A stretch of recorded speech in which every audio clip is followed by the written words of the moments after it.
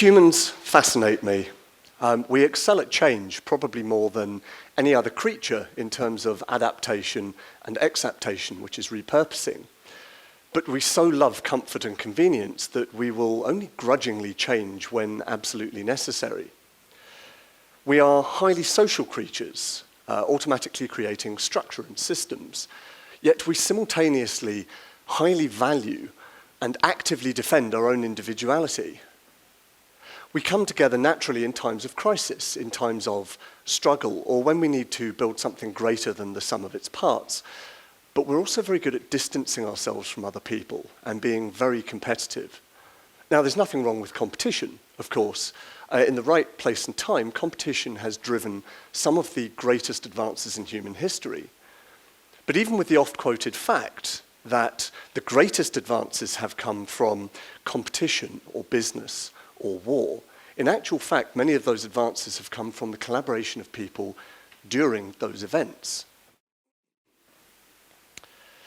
Humans also pride ourselves on our cognitive abilities, our rationale, our logical thinking, but we're really driven by our emotions and the mental patterns that we create from past experience, current experience, and projected future experience. All of this means that we are incredibly well evolved to collaborate and extremely well enabled to get in the way of that collaboration. We are a dichotomy. Collaboration is defined by two or more people or organizations of people coming together to create, complete, or achieve the same thing. It's how humanity has survived, and it is intrinsically linked to our cultural and our social constructs. Now, collaboration isn't always the same as cooperation, which can occur through coercion or slavery or threat or agreement or need.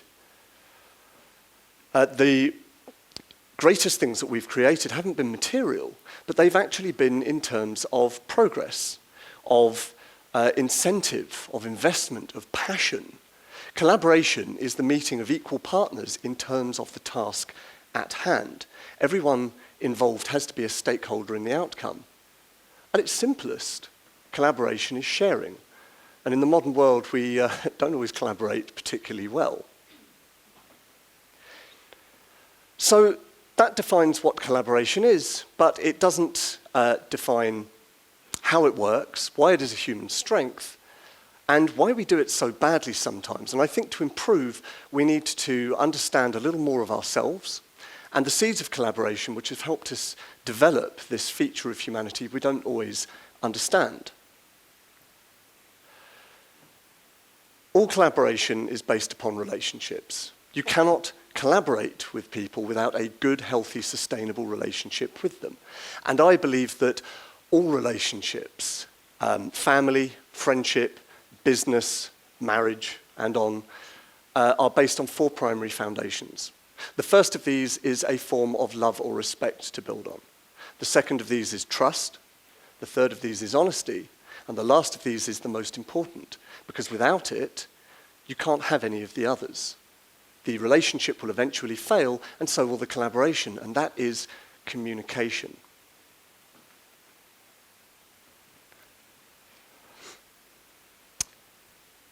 I believe that there are three seeds that have created human collaboration, and the first of these is narrative. Right, and how humans have used narrative to evolve our intellect. Now, we use narrative differently to other creatures. We use stories for fun and for learning. So let's consider crows. Right, corvids are very smart, as we know. They are better at pre-planning and puzzle solving than human children. They're roughly equivalent, we think, to 5-year-olds. Crows are also one of the few creatures that can recognize individual human faces. So if you harm or threaten a crow, it will remember you, and it will attack you or cause you problems. But more than that, it will tell every other member of its murder, and they will all attack you or cause you problems. Your car may become very costly to keep clean. So don't annoy crows, is the message here. They are smart, they recognize faces better than some people, they remember, they tell narratives of events, and they collaborate even in vengeance, which all sounds pretty human, right? But where humans differ is the level of narrative. Okay, with crows, that information does not spread outside the community. It is a direct narrative between crows. Where humans have a great strength is our ability to spread contextually applicable knowledge without ever meeting or even knowing of the existence of another person, even without written text. And we do this in the form of stories, both directly and indirectly. So let's say in prehistory, in the heart of Africa, somebody discovers a red clay, and they use it to make new and beneficial items. Now, humans use stories to make sense of the world around them. So we would justify how we found that clay and the properties that it has. And because we didn't really understand how to research things properly a long time ago, we would automatically attribute this to spirits or to gods or to whatever, right? We would create a myth. And this myth is attractive because it explains. So we would tell other people of the red clay that we found and the gods that led us to it, and revealed all of its properties. And our family would tell the community, the tribe, and the tribe would tell other tribes when they met, and so on and so forth. And eventually, perhaps thousands of miles away on another continent, perhaps decades later, somebody can hear this myth and realize there is a red clay nearby, and they can apply that knowledge. Now, this is something humans do that animals don't, as far as we know. Right? This myth, this story, contains data that is quantitative and context that is qualitative. I hate saying those together. And people create or gather similar stories. Now, when stories and myths come together like this, they become what is called an assemblage. So a pattern is formed, but the stories follow individual paths, and it exists independent of its creators. So think about the similar but distinct stories of heroes and their journeys from every culture around the world, right? This is really important in complexity theory and social complexity, because we create closer connections as a result of being bonded in common purpose. Collaboration works based upon investment, upon kinship, upon sharing, and stories are what humans naturally share the most. So narrative is a powerful primary source for collaboration. The sharing of stories is powerfully collaborative because we feel a kinship when our stories align. We feel a part. Me becomes we. The second seed of collaboration that I want to explore is human learning. Humans are learning machines, even before we are born. And every human interaction is a mutual, continual teaching and learning opportunity, right? Arguments, chats, coffee, lunches, social events, business meetings, technical training, school, TED talks. Now, individual learning can be competitive because we are all driven to benefit ourselves, right? This is an imperative. And we all learn at different rates to different levels. We are capable of incredible individual intuitive leaps and drive, but humans have another great strength in that we do not only learn individually. Now, all humans learn the same way, right, by creating neural connections. But for that to be effective, we need to be engaged both culturally and individually. And that needs to allow for cultural and language differences, introvertism, extrovertism, neurodiversity, anxiety, upbringing, and so on, right? So the engaging is the key to the learning. And when we learn together, which is often how we learn best, because the gaps in our knowledge are filled by the questions of others, this is how humans have spread their knowledge so rapidly and so well. Where we have a big issue worldwide right now is that we have been taught to teach and learn very badly in the modern world. When you inhibit group learning and discourse, and you create hierarchies within learning, you are directly inhibiting collaboration. And this pedagogy is very widespread throughout school systems and the current corporate culture of rigid bureaucracy throughout the West. The third seed that I believe has driven collaboration is the fact that humans come together to try to order the world around them. Right now, animals come together and collaborate instinctively very often, okay, sometimes for fun or for learning, but humans collaborate for pleasure, for profit, for progress, for interest, for art, sometimes for no other reason at all than simply to share. We are vastly complex creatures, and much of what we create as systems, as structures, society, as levels of thought is complex too. Where our nature gets in the way of collaboration is our insistence upon treating complex constructs as if they are simple when they're not. Right? We often try to order what cannot be ordered, and this is an overwhelming expectation in the modern world. So here's a question for you. Would those of you with children define them as ordered creatures?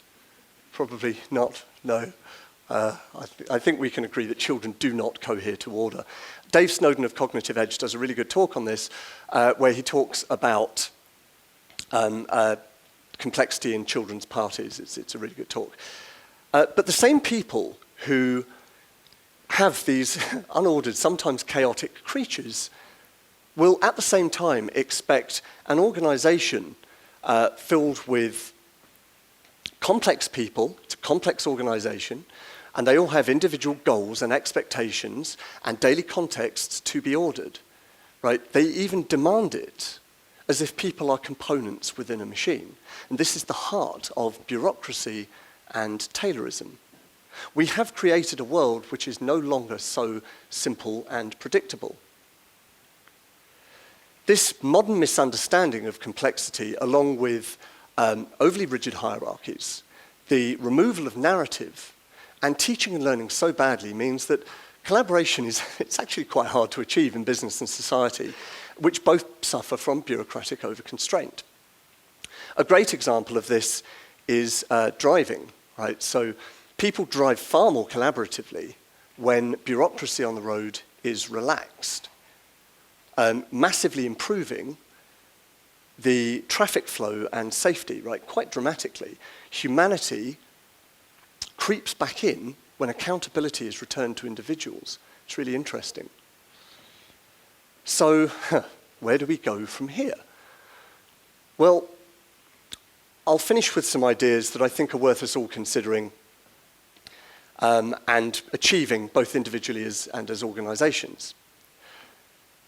The reaffirmation of our humanity is critical, as is our individuality, because as individuals, we all bring something of value to a collaborative venture, right? Innovation, or new perspectives, or humanity, or empathy, and on. So we must ask ourselves the question, are we being human enough? Learning how to teach and learn again properly will help communication and collaboration become far more effective. Learning is what we do best, naturally, when it's left alone. And collaboration is a learning experience. There is no failure, only feedback. So let's learn how to learn properly again. You only have to look at a large corporate or government structure to realize that there is very little true collaboration going on there, even between or within its own units, right? So we need to understand how impeded this can be by collaboration. Consider letting go of some of these rigid over-constraints that we have and understand that collaboration is organic, it's human, it's based in ecosystem, it's not a rigid process. And we need to put ego aside. Right, be competitive where appropriate, but not when we are all invested and trying to achieve something great together. That is not the time to be individually competitive and controlling. Because you will inhibit the collaboration and the progress of everyone around you. So ask yourself the question, do you progress at the expense of the rest? And does this achieve the overall goal as effectively? And for the future? Well, in a time where we distance ourselves more from other people through a fragmented narrative and social media, yet we share and become ever more interconnected, vulnerable, and individual through it, consider how that taps straight into your mental patterns and beliefs, and can also damage your ability to care socially. Consider also cutting-edge technologies like companies like Biohacks run by Jovan Osterland, which allow sharing and the control of your own data via chips implanted under your skin.